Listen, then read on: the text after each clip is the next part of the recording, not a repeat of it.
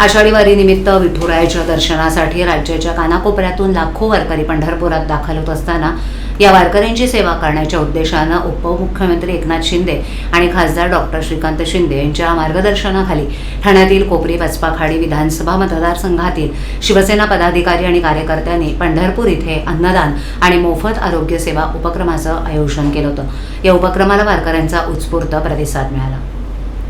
कोपरी पचपाखाडी विधानसभा मतदारसंघातील शिवसेना कार्यकर्ते गेल्या अनेक वर्षांपासून आषाढी वारीनिमित्त पंढरपुरात सेवा उपक्रम राबवत आहेत। यंदाही हजारो वारकऱ्यांसाठी महाप्रसादाची व्यवस्था करण्यात आली होती। दिवसभर वारकऱ्यांना स्वच्छ, पौष्टिक आणि ताजं भोजन देण्यात आलं। शिवाय वैद्यकीय पथकाच्या माध्यमातून वारकऱ्यांची आरोग्य तपासणी करण्यात आली। आवश्यक औषधोपचार आणि प्राथमिक उपचारही मोफत उपलब्ध करून देण्यात आले। पायीवारीमुळे होणारा थकवा, पायांना होणाऱ्या जखमा, ताप, रक्तदाब, सर्दी, खोकला इत्यादी किरकोळ त्रासांवर उपचार करण्यात आले। वारकरी संप्रदायाच्या सेवेला सर्वोच्च स्थान देत हा उपक्रम राबवण्यात आला।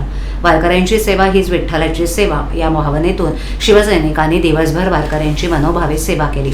अन्नदानासोबतच आरोग्य सेवेमुळे अनेक वारकऱ्यांना दिलासा मिळाला। उपक्रमाच्या नियोजनाबद्दल आणि सेवाभावाबद्दल वारकऱ्यांनी आयोजकांचे कौतुक केलं।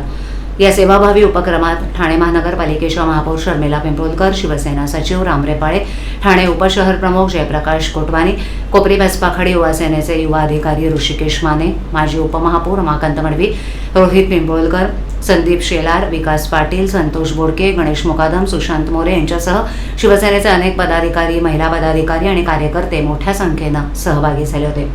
त्यांनी अन्नदान, वैद्यकीय सुविधा आणि वारकऱ्यांच्या सोयीसुविधांची जबाबदारी सांभाळत उपक्रम यशस्वी केला। यावेळेला उपस्थित पदाधिकाऱ्यांनी सांगितलं की वारी ही महाराष्ट्राच्या संत परंपरेचा आणि सामाजिक ऐक्याचा महत्त्वाचा वारसा आहे। या परंपरेचं जतन करत वारकऱ्यांच्या सेवेसाठी प्रत्येक वर्षी अशाच प्रकारचे उपक्रम राबवण्यात येणार असून समाज उपयोगी कार्याला सातत्यानं प्राधान्य दिलं जाईल। शिवसेना पक्षाचे मुख्य नेते आदरणीय एकनाथजी शिंदे साहेब यांच्या वतीने हा महाप्रसादाचं आयोजन केलं आहे।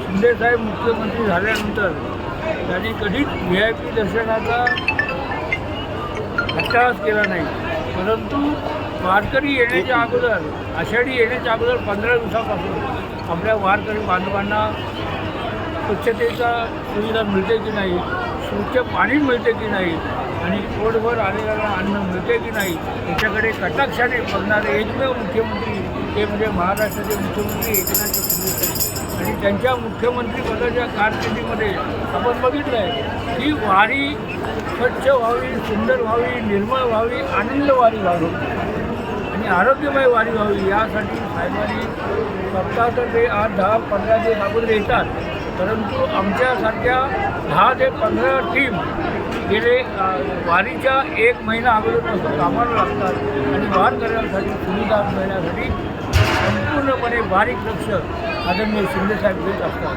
आणि म्हणून साहेब सांगतात की पंढरपुरामध्ये कोणी VIP नाही, VIP आहे तर फक्त वारकरी आहे।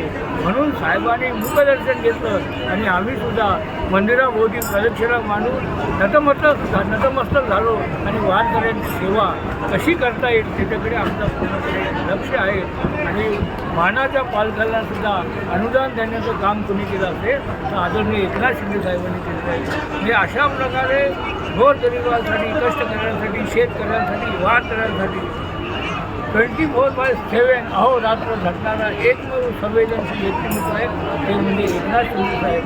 म्हणून साहेब बोलतात, मी मुख्यमंत्री असो, उपमुख्यमंत्री असो, माझ्या पदाचा फायदा समाजातील शेवटच्या घटकापर्यंत झाला पाहिजे। म्हणून मी विठुरायांना विनम्र असं साकडं घालेन, हे विठुराया गोरगरिबांच्या, कष्टकऱ्यांच्या, शेतकऱ्यांच्या, वारकऱ्यांच्या सेवेसाठी माझ्या आदरणीय व्यक्तिमत्व एकनाथजी शिंदे साहेबांना पुढच्या वर्षी एकादशीला तोपर्यंत महाराष्ट्र राज्याच्या मुख्यमंत्री पदावर विराजमान कर ही विठुरायाचरणी प्रार्थना करतो। रामकृष्ण हरी, जय हरी। एकादशी दिवशी किती आषाढी बघा, आषाढीच्या संख्या जास्त राहते रे, थोडी संख्या नाही काल बघा तुम्हाला सांगतो काल मोठं अन्नछत्र झालं. इथे 3-4 लाखाचा समुदायाने त्याचा लाभ घेतला. आज इथे 2-3 लाखाचं अन्न आम्ही तयार आहे आणि जेवढी लोकं येतील, साहेबांचं म्हणणं आहे चांगल्या उच्च प्रतीचं जेवण आणि सुग्रा जेवण. आपण बघाल बासमती राईस असेल, शुद्ध तुपातला शिरा असेल, सगळं चांगल्या प्रतीचं धान्य इथे आलेलं आहे आणि चांगलं जेवण आपण बांधवांना माऊलींना देतो आहे आणि येणारा प्रत्येक माऊली तृप्त होऊन गेल्याशिवाय राहणार नाही. बिस्लरीचं पाणीसुद्धा त्यांना पिण्यासाठी आम्ही उपलब्ध करून देतो.